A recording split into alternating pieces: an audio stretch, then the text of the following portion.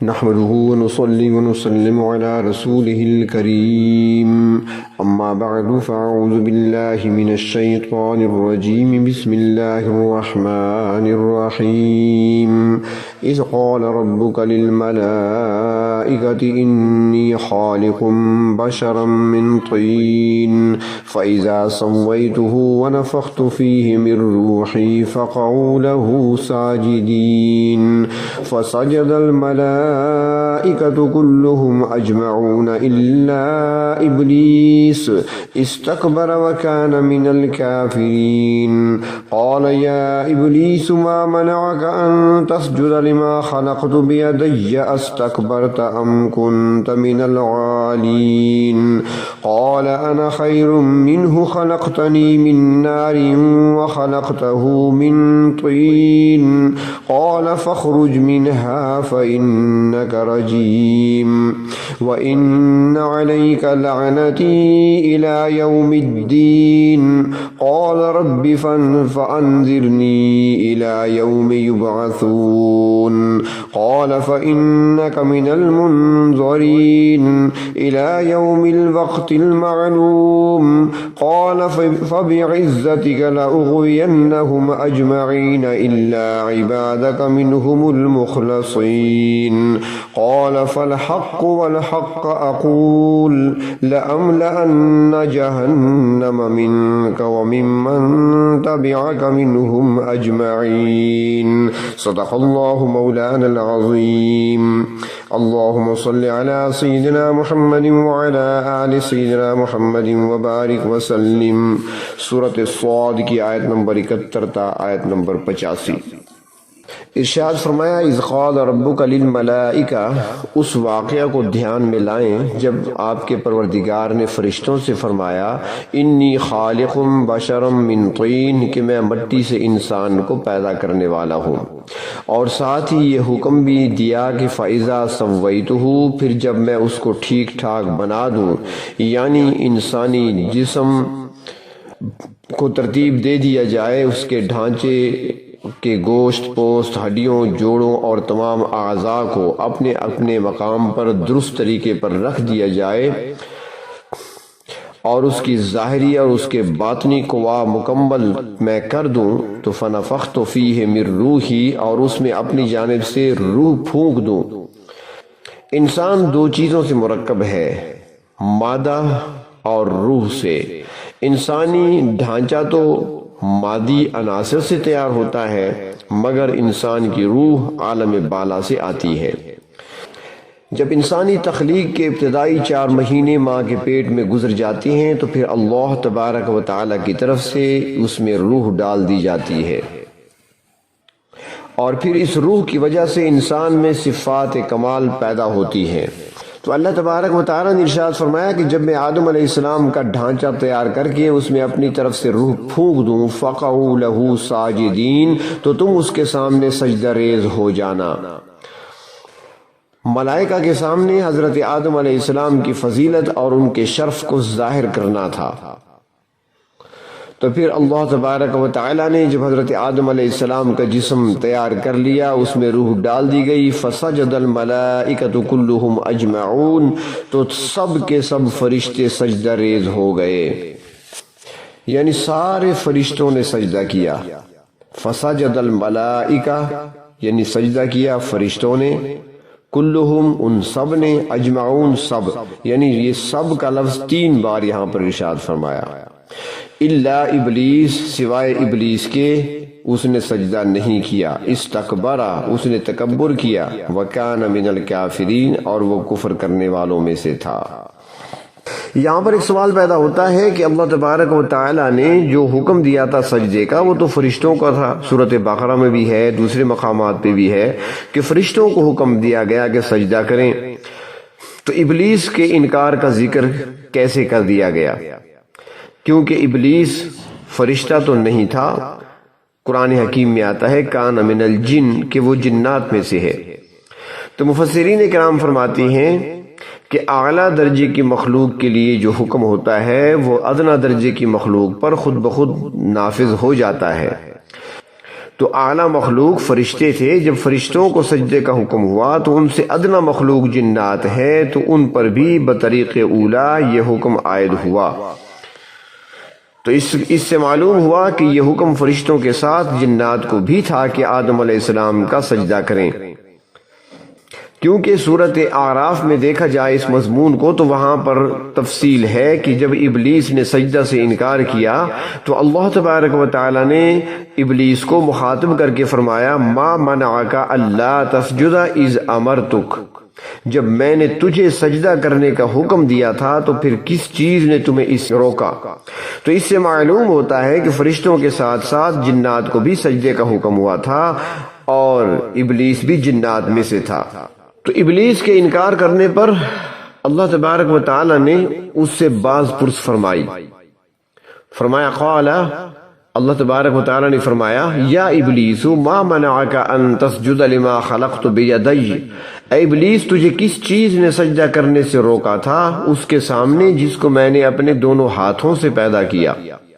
استکبرتا، کیا تو نے تکبر کیا تھا؟ ام کنت من العالین، یا تو نے اپنے آپ کو اونچے درجے والا سمجھا؟ قال ابلیس، تو ابلیس نے جواب دیا انا خیر منہ، کہ میں تو اس سے بہتر ہوں، میں آدم علیہ السلام کے سامنے کیوں سجدہ کروں؟ اور ساتھ اس نے کہا کہ خلقتنی من نار، مجھے تو آپ نے تخلیق کیا ہے آگ سے، وخلقتہ من طین، اور آدم علیہ السلام کو مٹی سے آپ نے پیدا کیا۔ اب آگ جو ہے وہ ایک لطیف چیز ہے، بلند چیز ہے، اور جبکہ مٹی جو ہے وہ کثیف چیز ہے، تو آگ اعلیٰ ہے مٹی سے، تو پھر بھلا اعلیٰ ہو کر ادنا کے سامنے سجدہ کیوں کروں؟ تو اس نے تکبر کی وجہ سے حضرت آدم علیہ السلام کو حقیر جانا، جس کی وجہ سے وہ لاکھوں سال کی عبادت اور تسبیح جو وہ کر چکا تھا فرشتوں کے ساتھ، وہ ساری کی ساری اس کی تسبیحات اور ساری کی ساری عبادت رائے گاں چلی گئی۔ یہاں پر ایک بات سمجھنے کی ہے، اور وہ یہ ہے کہ یہاں پر اللہ تبارک و تعالیٰ کے ہاتھوں کا ذکر ہے۔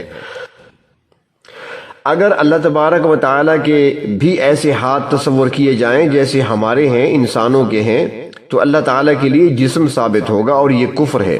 کیونکہ اللہ تبارک و تعالیٰ جسم سے، جہت سے، مادیت سے وراء الورا ہے۔ انسان اللہ تعالیٰ کی ذات کو عقل سے نہیں سمجھ سکتا، کیونکہ اللہ تبارک و تعالیٰ کی ذات بے مثل ہے اور بے مثال ہے۔ اللہ تبارک و تعالیٰ کا اپنا ارشاد ہے سورۃ شورى میں کہ لیس کمثلہ شیء، اس کی مثل کوئی چیز نہیں ہے۔ ہم جو تسبیح پڑھتے ہیں اور اس میں کہتے ہیں سبحان اللہ، تو اس کا بھی تو یہی مطلب ہے کہ اللہ تبارک و تعالیٰ کی ذات ہر عیب سے، ہر نقص سے، ہر کمزوری سے، مادیت سے پاک اور منزہ ذات ہے۔ اب اللہ تبارک و تعالیٰ نے فرمایا کہ میں نے اسے اپنے ہاتھوں سے بنایا ہے، اس پر تو اعتقاد رکھنا چاہیے، مگر اللہ تعالیٰ کے مخلوق کی طرح ہاتھ نہیں ہیں، اور نہیں یہ اللہ تعالیٰ کی شان کے لائق ہیں۔ اللہ تبارک و تعالیٰ کے ہاتھوں کے علاوہ دوسرے اعضاء مثلا چہرہ، پنڈلی، ردا، ازار اور قدم کا ذکر بھی آتا ہے۔ اس سلسلے میں فرماتے ہیں کہ یہ اللہ تبارک و تعالیٰ کی صفات ہیں۔ تو ہاتھوں سے کیا مراد ہے؟ اس سے وہ ہاتھ ہیں جو اللہ کی شان کے لائق ہیں۔ بعض حضرات یہ بھی فرماتے ہیں کہ دونوں ہاتھوں کے مجازی معنی مراد ہیں، یعنی اللہ تعالیٰ کی قدرت اور قوت کے ہاتھ۔ اللہ تعالیٰ کی ذات ایسی ذات ہے، وہ کسی نے کہا ہے کہ تو دل میں تو آتا ہے پر عقل میں نہیں آتا، تو دل میں تو آتا ہے پر عقل میں نہیں آتا، میں جان گیا کہ تیری پہچان یہی ہے۔ تو ابلیس نے اپنے آپ کو ناری ہونے کی بنا پر، یعنی آگ سے بنا ہوا ہے وہ، اس بنا پر اس نے اپنے آپ کو برتر ظاہر کیا۔ حضرت مجدد الفسانی رحمۃ اللہ علیہ فرماتے ہیں، تفسیر معالم العرفان میں ہے کہ اللہ تبارک و تعالی نے جو شرف مٹی اور خاک کو عطا فرمایا ہے وہ تو فرشتوں میں بھی نہیں پایا جاتا، فرشتوں پر اللہ تعالیٰ کی صفاتی تجلیات پڑتی ہیں، جبکہ انسان اللہ کی واحد مخلوق ہے جس پر اللہ تبارک و تعالیٰ کی ذاتی تجلیات کا نزول ہوتا ہے۔ تو اس لیے فرماتے ہیں کہ ابلیس کو دھوکہ ہوا، آگ کی ظاہری چمک دمک کو دیکھ کر وہ تکبر میں اور فخر میں مبتلا ہو گیا اور اپنے آپ کو حضرت آدم علیہ السلام سے برتر جانا، جبکہ حقیقت یہ ہے کہ آگ میں تیش ہے، گرمی ہے، اچھلنے کا مادہ ہے، مگر آگ میں سکون کی دولت نہیں ہے، وقار نہیں ہے، تواضع نہیں ہے، انکسار نہیں ہے، اور یہی وہ چیزیں ہیں جو مٹی کے اندر پائی جاتی ہیں، اور انہی چیزوں کی بنا پر مٹی کو آگ پر فوقیت حاصل ہے۔ تو جب ابلیس نے سجدہ ریز ہونے سے انکار کر دیا اور غرور و تکبر کی بنا پر اپنی برتری کا اظہار کیا، تو اللہ تبارک و تعالی نے فرمایا قال فاخرج منها، یہاں سے نکل جاؤ۔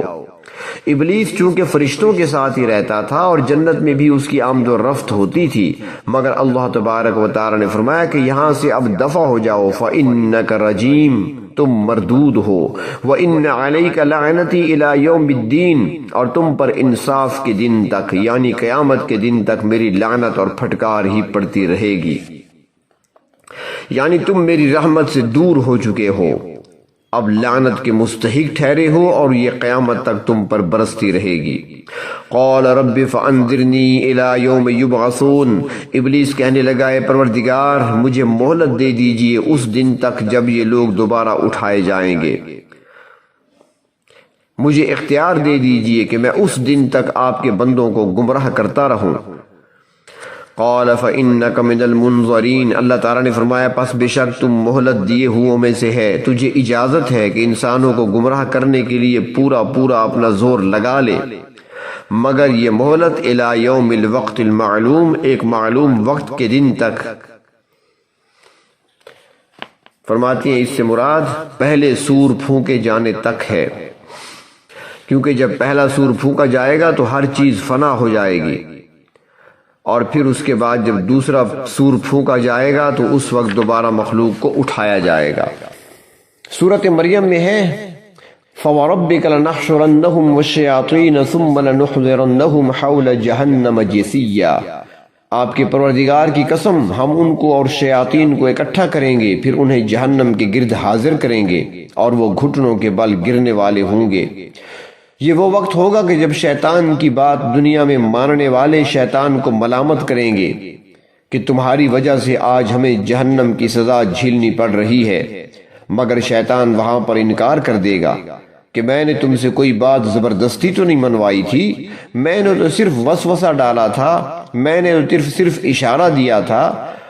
اور تم نے نیک لوگوں کی باتوں پر یقین نہیں کیا، اللہ کے نبیوں کی باتوں کو تم نے نہیں مانا،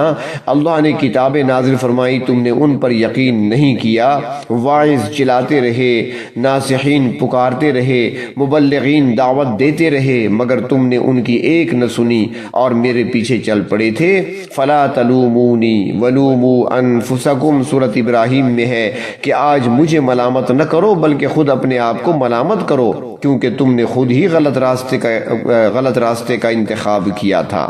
اللہ تبارک و تعالی نے تو سارے انتظام کیے تھے تمہاری ہدایت کے لیے، تمہیں عقل بھی عطا فرمائی تھی، تمہیں استعداد بھی بخشی تھی، مگر تم نے اپنی استعداد کو بھی خراب کیا، عقل کو بھی استعمال نہیں کیا۔ مبلغین، واعظین، ناصحین، انبیاء کرام، کسی کی بات کو تم نے نہیں مانا، اب اپنے آپ کو ملامت کرو۔ یہاں پر ایک اور نکتہ لکھا ہے، مفسرین کرام فرماتے ہیں کہ اللہ تبارک و تعالی نے ابلیس جیسے ملعون کی دعا کو بھی قبول فرما لیا اور اسے قیامت تک کے لیے مہلت دے دی، جس کا مطلب یہ واضح ہے کہ دعا کی قبولیت نیکی کی علامت نہیں ہے، بلکہ اللہ تبارک و تعالی چاہیں تو کسی بدکار اور بدترین شخص کی دعا بھی قبول کر لیں۔ حدیث شریف میں آتا ہے کہ آخر زمانہ کے سخت نافرمان قسم کے لوگوں کی دعائیں بھی اللہ تعالیٰ قبول کر لیں گے۔ تو جب شیطان کو مہلت مل گئی تو پھر اس نے کہا قال فبعزتک لأغوینہم اجمعین، کہنے لگا اے پروردگار آپ کی عزت کی قسم میں ان سب کو گمراہ کروں گا۔ میں ان کے دائیں بائیں آگے پیچھے سے دنیا کے راستے سے، دین کے راستے سے، خواہشات کے راستے سے، آخرت کے راستے سے، ہر راستے سے آ کر ان کو گمراہ کرنے کی کوشش کروں گا۔ حدیث شریف میں آتا ہے، نبی اکرم صلی اللہ علیہ وسلم ارشاد فرماتے ہیں کہ جب کوئی آدمی جہاد کے لیے نکلتا ہے، نماز کے لیے جاتا ہے یا صدقہ خیرات کا ارادہ کرتا ہے تو شیطان اس کے دل میں وسوسہ اندازی کر کے اسے ہر نیک کام سے روکنے کی کوشش کرتا ہے۔ تو ابلیس نے وہاں پر قسم اٹھا کر کہا تھا کہ میں ضرور ان کو گمراہ کروں گا۔ حدیث شریف میں آتا ہے کہ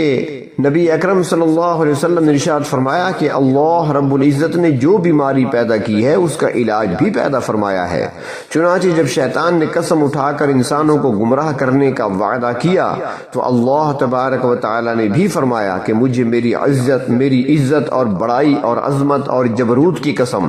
کہ جب میرے بندے جب تک مجھ سے معافی مانگتے رہیں گے میں انہیں معاف کرتا رہوں گا۔ اللہ رب العزت نے گمراہی جیسی خطرناک بیماری کا علاج بھی پیدا فرما دیا۔ اس لیے چاہیے کہ ہر وقت انسان اللہ تعالیٰ سے استغفار کرتا رہے۔ شیطان نے انسانوں کو